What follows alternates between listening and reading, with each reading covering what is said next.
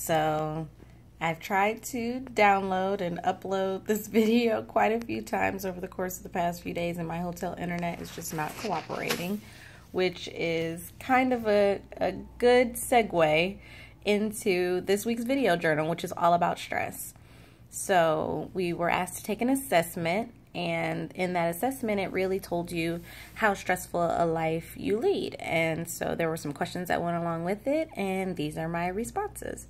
So first it asks, were we surprised by our results? And honestly, I wasn't. I know that I lead a pretty stressful lifestyle between work and school and other commitments. So when I got the results and it said that I led a stressful lifestyle, I just really wasn't surprised by it.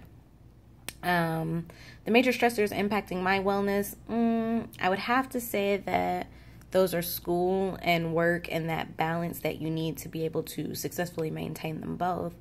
I spend quite a few hours a day at work, sometimes up to 14 hours a day, 7 days a week. And with that plus school, just trying to find that balance can be really, really stressful in itself. And then when you add on the mental and physical demands of both places, it can just get really hard, and they definitely impact my wellness on a daily basis. The dimensions of wellness that are impacted by stress pretty much are all of them.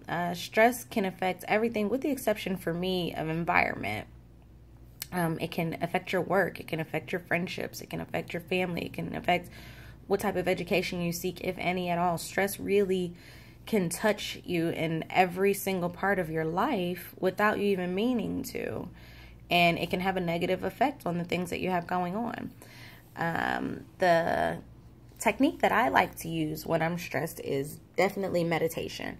Meditation for me is everything. I meditate, I pray, I fast, and that's really how I stay grounded. So I typically will find a place like I'm in right now and get quiet and get some pillows, and I just breathe, really focus on that breathing. I listen to it, I embrace it.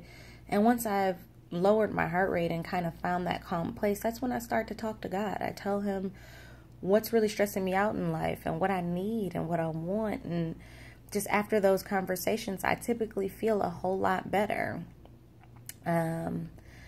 If I did that relaxation technique on a regular basis, I definitely think that it would reduce my stress level, and it has tremendously since I started doing it, only because it allows me to focus and allows me to feel centered and grounded and not feel so overwhelmed by the things that I have going on. So if done regularly, I definitely feel like it helps. The major health risks of distress and the diseases associated with them are most obviously like hypertension, stroke, anxiety, depression, all things that having those stressors in your life can really exacerbate in you and bring them to the forefront to a point where they definitely impact you in a negative way as far as your health. Two strategies that I would use to deal with distress would definitely be positive talks. It's something that a lot of people don't do, myself included. And I feel like it would definitely be beneficial. It would help me to see that me being overwhelmed is not a weakness. It's just something that happens. And with positive reinforcement and positive talks with myself, I feel like I can kind of push out those negative thoughts and help myself.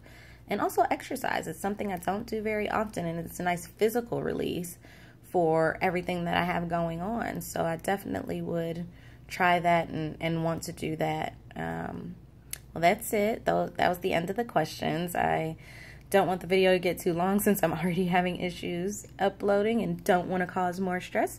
So I'm going to end it here and say bye, and I will see you next week.